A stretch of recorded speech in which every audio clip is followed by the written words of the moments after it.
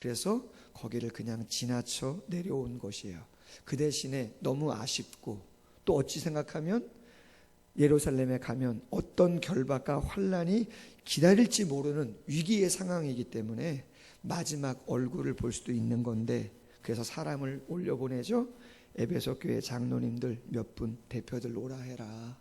내가 지금 이러이러한 상황이니까 기도 좀 해줬으면 좋겠고 내가 다시 한번 권면할 게 있는데 한번 만났으면 좋겠다. 그래서 장로님들이 몇 분이 에베소에서 밀레도로 내려오신 것이죠. 자, 오늘 본문은 마지막일 수도 있는 그러한 상황 속에서 고별 설교의 내용을 담고 있는 거예요. 그게 두 가지 제목으로 말씀을 나누고자 하는데, 첫 번째는 첫날부터 지금까지라고 하는 제목입니다. 여러분 혹시 이런 말 들어보셨죠?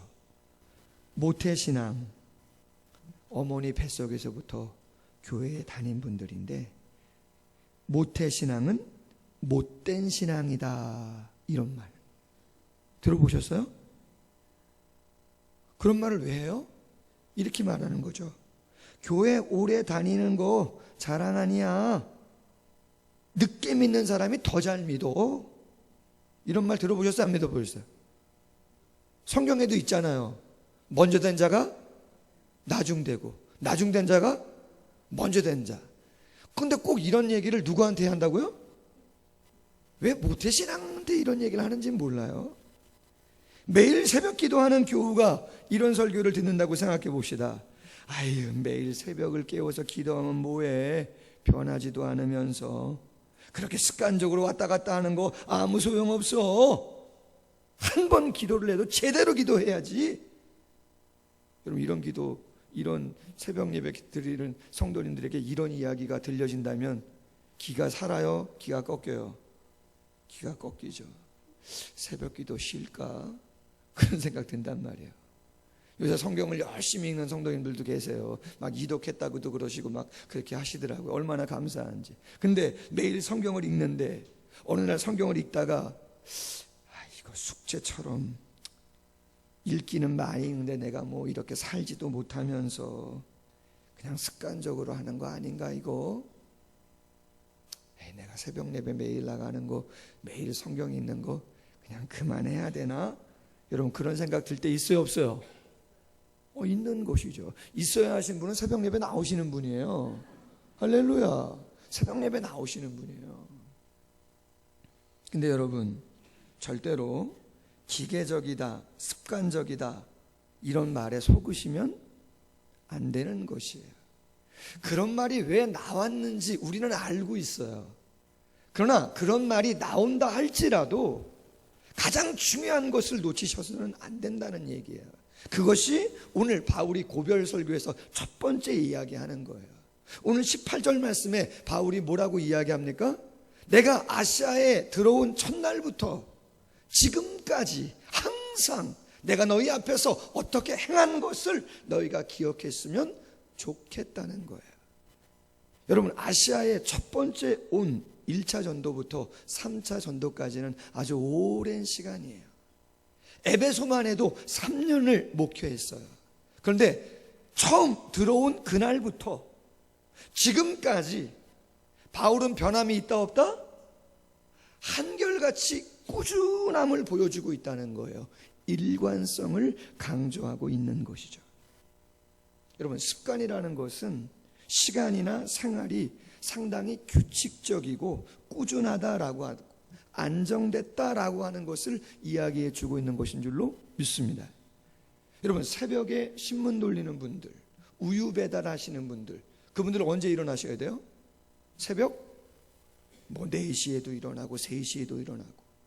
여러분, 그들을 보고 우리가 뭐라고 평합니까? 습관적이야, 기계적이야 이렇게 표현합니까? 성실하다, 참 꾸준하다 이렇게 이야기한단 말이죠. 찰스 스웬돌 목사님이 이러한 질문을 책에서 했어요. 운동이나 기술 분야에서 성공한 사람들의 특징이 무엇인가? 어떤 회사가 신용을 얻게 되는 요인 가운데 중요한 게 무엇인가?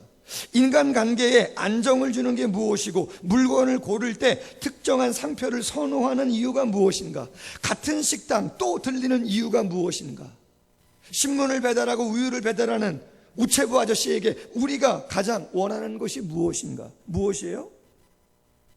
하루 왔다가 하루 안 오고, 하루 왔다가 하루 안 오고, 금액은 한 달치를 드리는데 할렐루야? 할렐루야 할 수가 없죠. 신문은 매일 와야죠. 우유도 매일 와야죠. 편지도 정확히 보냈으면 와야 되는 것이고 받아야 되는 건데, 그렇지 않는다면 그것은 안타까운 일인 것이죠. 여러분, 우리 여기 여성분들 많이 계시는데 헬스를 끊었어요. 몇 개월 끊어요? 3개월도 끊고 6개월도 끊고. 근데 끊는 것도 중요하지만 뭐가 중요해요? 어느 정도 가야 되는 거예요? 일주일에 한 번 가면 목표치가 달성되는 겁니까? 할렐루야. 어떻게 가셔야 된다고요?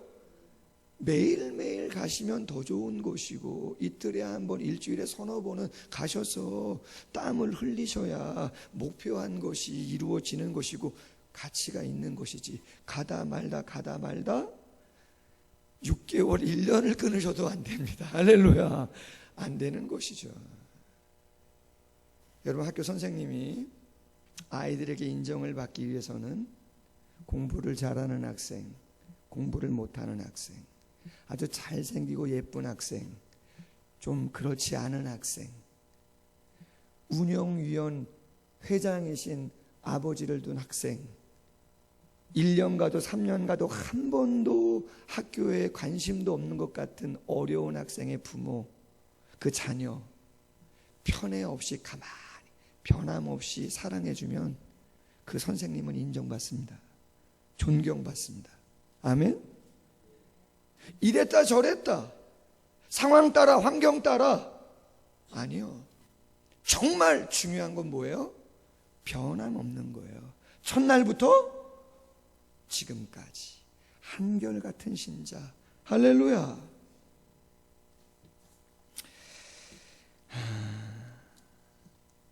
바울이 에베소에 들어와서 목회를 했는데 어떻게 목회를 했다고 이야기하냐면, 오늘 19절에 보니까 모든 겸손과 눈물과 유대인의 관계에 대한 감당으로 그 시간을 감당했다는 거예요. 그럼 여러분 생각해 봅시다. 바울이 처음에는 겸손으로 시작했는데 집사님 말씀하신 것처럼 50명 넘고 100명 넘고 대형교회 됐다고 막 우쭐대요. 그러면 어떻게 되는 거예요? 그건 아닌 것이죠. 처음에는 눈물과 인내로 시작했어요. 그런데 막 거드름을 피워요. 그거는 다른 김집사 시키라 그래요. 그 청년들도 있는데 이 나이에 내가 하리. 막 거드름을 펴요. 내가 이제 여기 교회 10년 다녔고 20년 다녔고, 막 거드름을 피는 것이죠. 만약 바울의 모습이 그랬다면, 처음에는 열정이 있었는데, 처음엔 전도도 같이 다니시더니 1년 가도 전도 한 번 하지 않는, 복음 한 번 전하지 않는 그러한 모습이라면 에베소 교회 성도들이 바울을 인정했을까? 아무리 어려운 시련이 있어도 첫날부터 지금까지입니다. 비행기를 태울 정도로 찬사를 들어도 첫날부터 지금까지, 교회가 부흥해도 첫날부터 지금까지, 존경받는 지도자가 되어도 첫날부터 지금까지 그러한 모습으로 감당해야 되는 줄로 믿습니다. 여러분들의 교육자에게 원하는 모습이 뭡니까? 여러분들의 중직자들에게 원하는 모습이 뭡니까? 여러분들의 주일학교 선생님들에게 원하는 모습이 뭡니까? 여러분들의 세상 정치가들에게 원하는 모습이 뭡니까? 첫날부터 지금까지 변함없는 모습이죠. 아멘? 그 모습으로 내 마음, 내가 하나님 앞에서 추스린다면, 우리 모두가 그런 마음으로 추스린다면 걱정할 것이 없는 것이죠. 쉬운 일이 아니에요. 내 삶이 어려워졌는데 내가 어떻게 주의 일을 먼저 합니까? 내 가정 경제가 어려운데 어떻게 주님을 위해서 그 아프리카 월드비전 아이들을 위해서 내가 어떻게 그 무엇을 할 수 있다는 말이에요. 여유 있을 때, 넉넉할 때, 건강할 때. 죄송하지만 여러분, 그것은 첫날부터 마지막까지가 아니에요. 한결같은 건 늘 언제나 꾸준한 것이에요. 아멘. 바울이 그 모습으로 감당했다는 것이죠.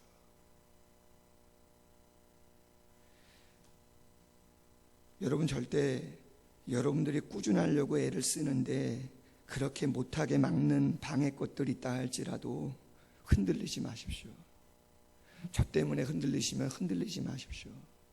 어느 중직자에게 시험 들었으면요, 흔들리지 마세요. 다른 어떠한 사람 보고 흔들리지 마세요. 여러분은 그냥 주님 앞에서 가시는 길 가시면 되는 거예요. 아멘. 여러분들 우리 잘 이야기하잖아요. 사람 보고 가지 말자고. 저도 여러분들 그 약한 모습만 보고 가면 낙심해요. 여러분들도 마찬가지. 변함없이 처음부터 지금까지. 할렐루야. 두 번째 제목, 겸손과 눈물 그리고 감당이라는 제목입니다. 작은 첫 번째 겸손이라는 제목이에요. 여러분, 오늘 본문에 보니까 바울이 에베소 교회에서 사역을 어떻게 했는가? 모든 겸손하게 감당했다는 거예요. 그럼 이 겸손은 뭐냐?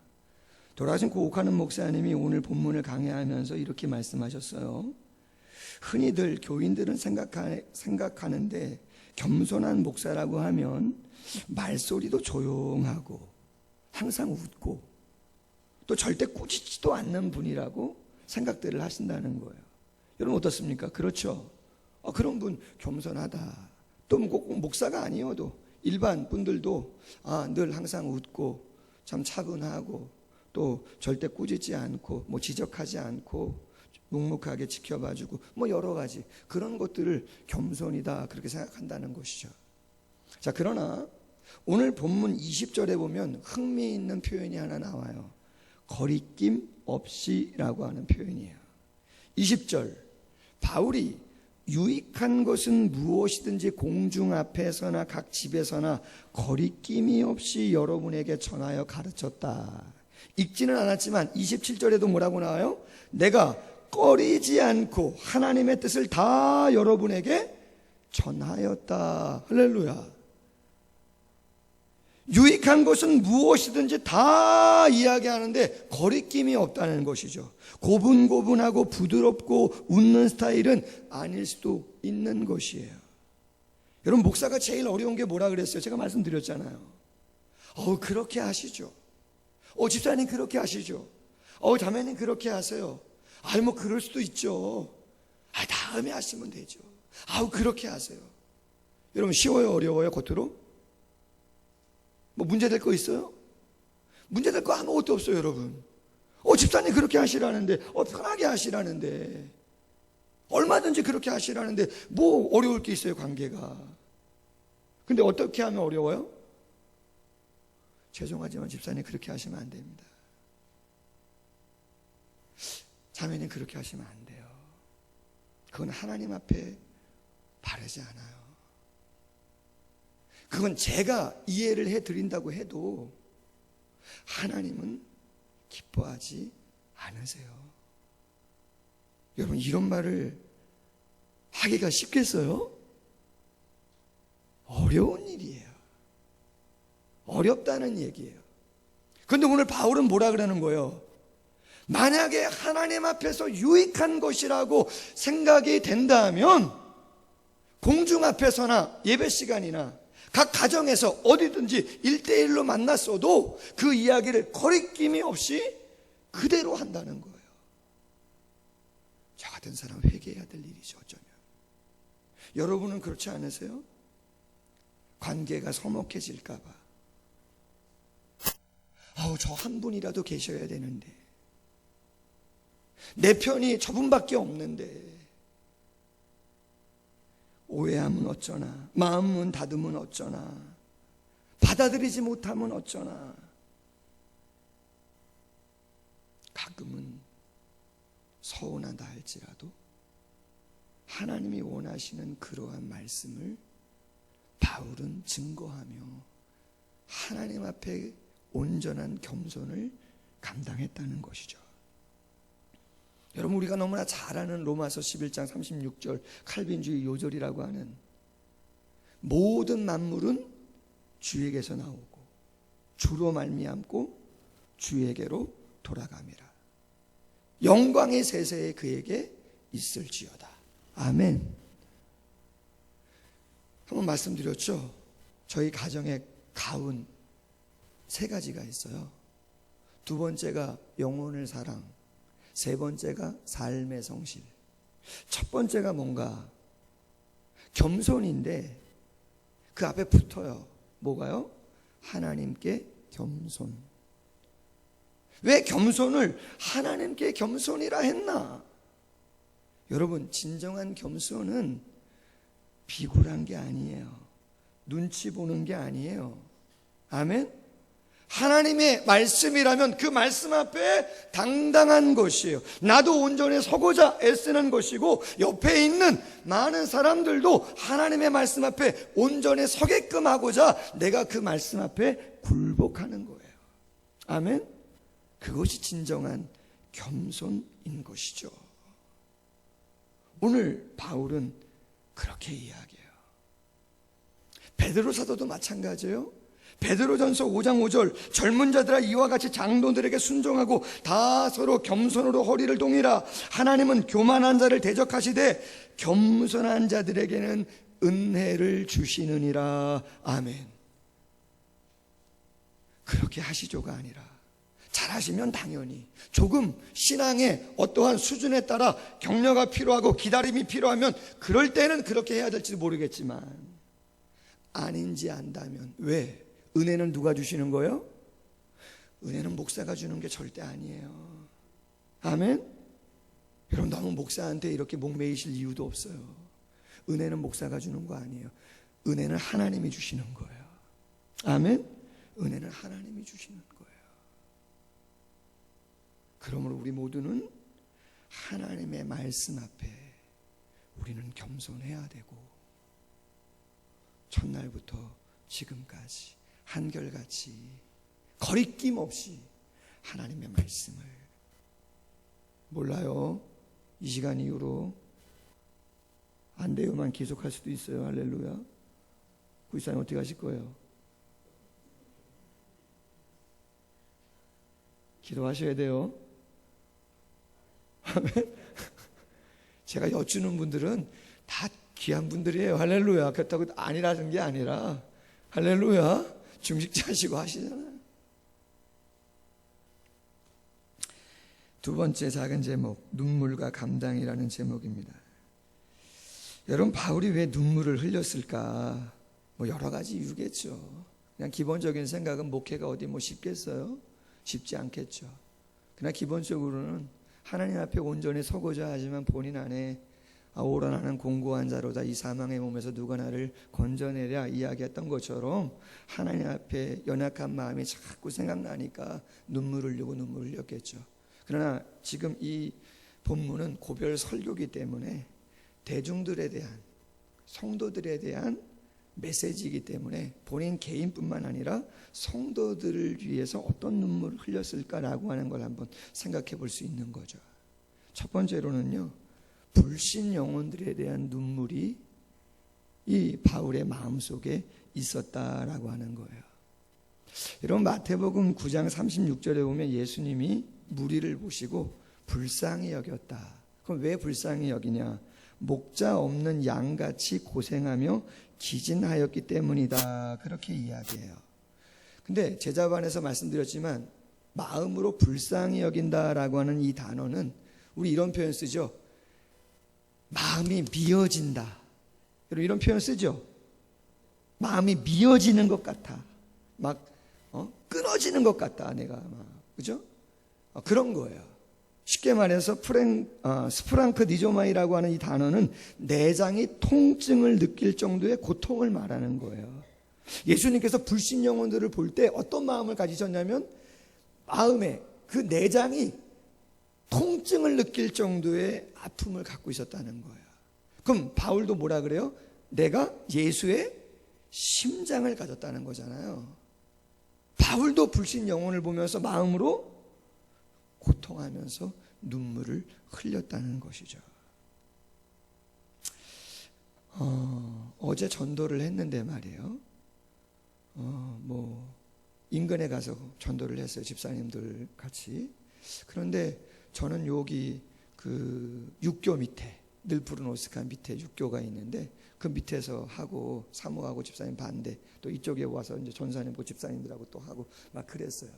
이제 전단지하고 물티슈를 막 나눠주고 있는데 예사롭지 않은 청년들이 3명이 이렇게 오는 거예요. 근데 남자 청년은 되게 건장하고 180도 훨씬 되고 되게 건장하고, 자매들은 청년들인데 의상이 좀 남달라요. 예사롭지 않은 거예요. 좀 부츠 같은 거를 신은 데다가 반바지인데 핫팬츠라고 아세요? 아주 짧은 그런 걸 둘 다 입었어요. 그리고 머리가 이게 되게 길어요. 아주 긴데 파란색으로 염색을 했네. 이게 무슨 스타일인가, 내가 저분들한테 이걸 줘야 되나 말아야 되나. 그래도 뭐. 그래서 저는 교회 목사하고 저희 토요일 날 사랑의 콘서트가 있어서 한번 초청하는 거다. 교회에서 나왔는데 한번 전단지 보셔라. 그랬더니 2명은 받고 1명은 안 받아요. 그러면서 얘기가 우리도 콘서트 왔다는 거예요. 네? 그랬더니 어제 여기 운동장이 있어요. 동백 넘어가는 큰 운동장. 거기에 출연을 하러 온 분들인 거예요. 딱 보니까 뒤에서 이렇게 백댄서 뭐 이런 걸 하는 분들 같은 거예요. 아, 그러시냐고 얘기를 했어요. 그러면서 이제 그걸 전달했어요. 그리고 나서 제가 이런 생각을 한 거죠. 여러분, 그곳에 갔다고 해서 잘못이에요?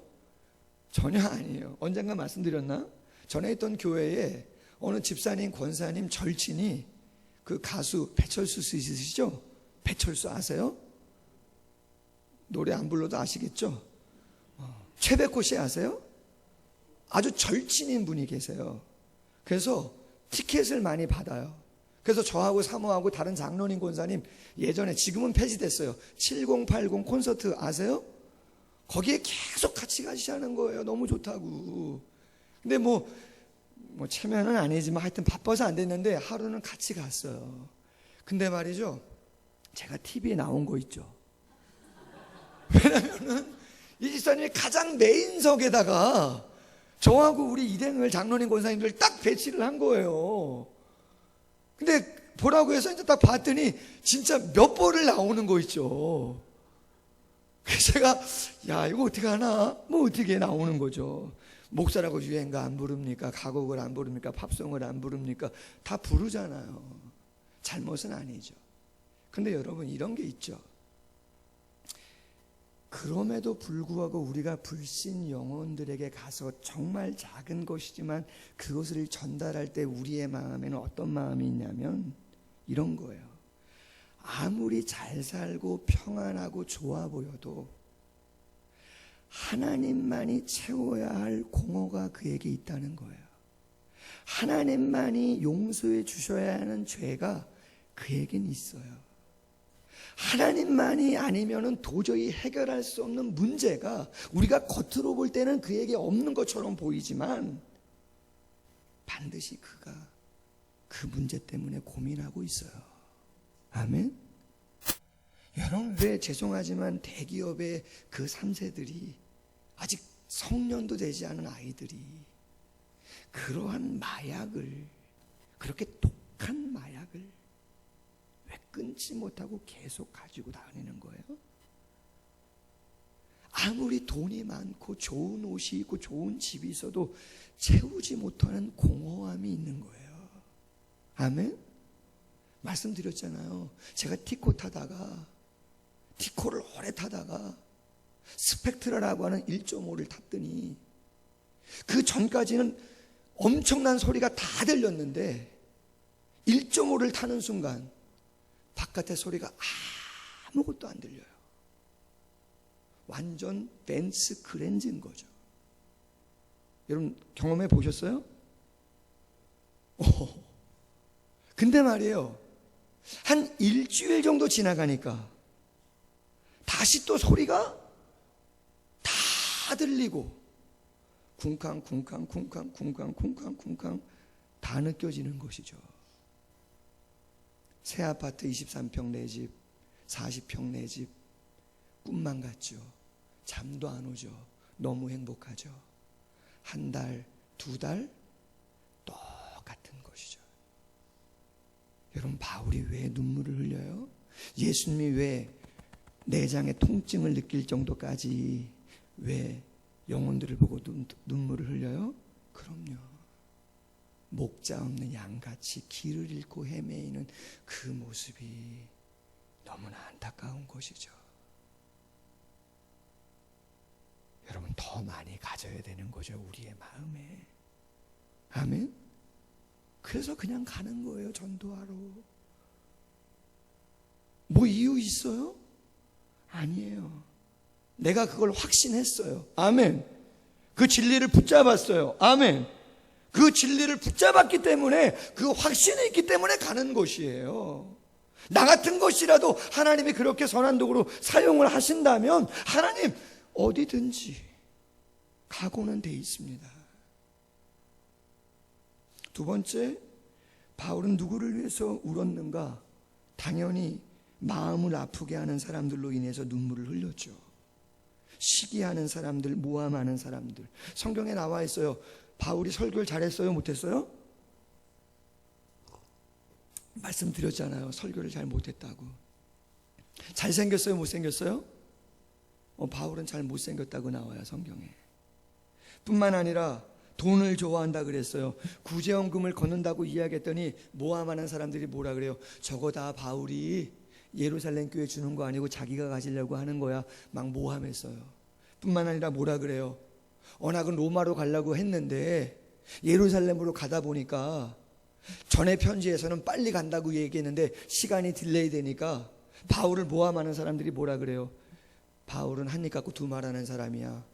계획을 얘기했으면 계획대로 해야 되는데 이랬다 저랬다 우유부단한 사람이야. 성경에 보세요. 많이 그렇게 이야기한단 말이에요. 진짜 본심은 그런 거 아니고 상황이 더 어려운 거를 돕기 위해서 하고 있는 건데 모함하는 사람은 많은 이야기를 하죠. 마음이 아파요, 안 아파요? 아픈 거죠. 여러분 이 땅의 삶이 다 그런 거 아니에요? 그래서 눈물을 흘리죠.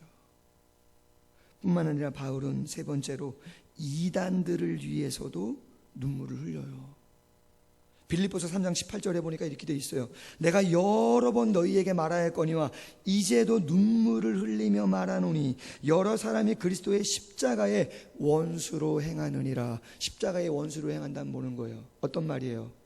십자가와 부활이 진리인데 그것보다는 내가 행위로 아니면 쾌락으로 이원론에 빠져서 세상 학문에 빠져서 신전에 가서 우상 섬겼다가 또 성전에 왔다가 양다리로 마음이 아픈 것이죠. 그럼에도 불구하고 바울은 한결같이 첫날부터 지금까지 모든 겸손과 모든 눈물. 할렐루야. 설교를 마무리하면서 고 주기철 목사님의 찬양이 하나 생각났는데요. 이 고 주기철 목사님은 일제시대 때 그 신사 참배에 반대하시다가 옥고를 치르시고 1944년 해방 1년 전에 평양 형무소에서 전기 고문 또 많은 고문을 당하시고 47세, 저보다도 어리네요. 47세로 돌아가신 분이에요. 산정현교회 목회하시다가. 근데 유명한 일화가 있죠. 그 평양 형무소에서 고문을 담당하시는데 대표적인 교문이 뭐냐면 모판을 걸어가시는 거예요. 모판, 못이 삐쭉뻑쭉 되어 있는 곳, 그곳을 맨발로 걸어가야 되는 거예요. 그게 형벌인 것이죠. 그런데 이 주기철 목사님이 그곳을 걸어가시면서 부른 찬양이 있어요. 가사를 주기철 목사님 당신이 쓰셨다 그래요. 감사하게 찬송가에도 이 새 찬송가에 158장에 들어와 있어요. 같이 부르려고 했는데 곡이 틀려요. 곡이 처음 곡하고. 제가 아주 어렸을 때 이 곡을 젊었을 때 많이 불렀거든요. 이 찬양 아시죠? 아시는 분? 아시는 분 계세요. 아셔도 못 드신 분도 계실 건데, 제가 좀 젊은 친구한테 혹시 서쪽 하늘 붉은 노을 알라 그랬더니요, 안 되는 거예요. 그래? 그렇게 얘기했더니요, 이승철이라는 가수가 서쪽 하늘을 불렀고 이문세가 붉은 노을을 불렀대요. 그래? 그래? 저는 잘 모르는데. 반주기가 오래된 찬양이라 반주기로 하는 게 좋아가지고 제가 부탁을 안 한 거예요. 반주기로 할게요. 제가 반주기로 세팅을 해놨어요. 2절, 3절, 5절만 아시는 분들은 같이 한번 불러주시면 좋겠습니다. 좀 구슬퍼요. 오래된 곡이라 가사 한번 생각해 보면서, 한 발자국 두 발자국 걸어가신 자욱마다 뜨거운 눈물 붉은 피 가득하게 고였구나. 가나카 유대병정 포악한 로마 병정 걸음마다 자욱마다 가진 포악 쥐셨구나. 눈물 없이 못 가는 길, 비 없이 못 가는 길, 영문 밖에 좁은 길이 골고다의 길이라네. 영생복나 얻으려면 이 길만은 걸어야 해. 배고파도 올라가고 죽더라도 아멘 5절입니다. 십자가에 고개턱이 죄 아무리 어려워도 주님 가신 길이 오니 내가 어찌 못 아멘. 주님 제자 베드로는 거꾸로도 갔어. 고생이라 못 가, 죽음이라 못 가오리. 할렐루야. 말씀했습니다. 바울이 다시는 보지 못할 것 같은 에베소 교회 장로들을 불러서 고별 설교를 합니다. 내가 이 성에 들어온 첫날부터 이제까지, 지금까지, 할렐루야, 꾸준함, 일관성, 한결같으시기를. 누가 그 한결같음을 방해한다 할지라도 은혜는 하나님이 주십니다. 아멘. 은혜는 하나님이 주시는 거예요. 오직 모든 겸손과 거리낌 없이 눈물로 감당할 수 있는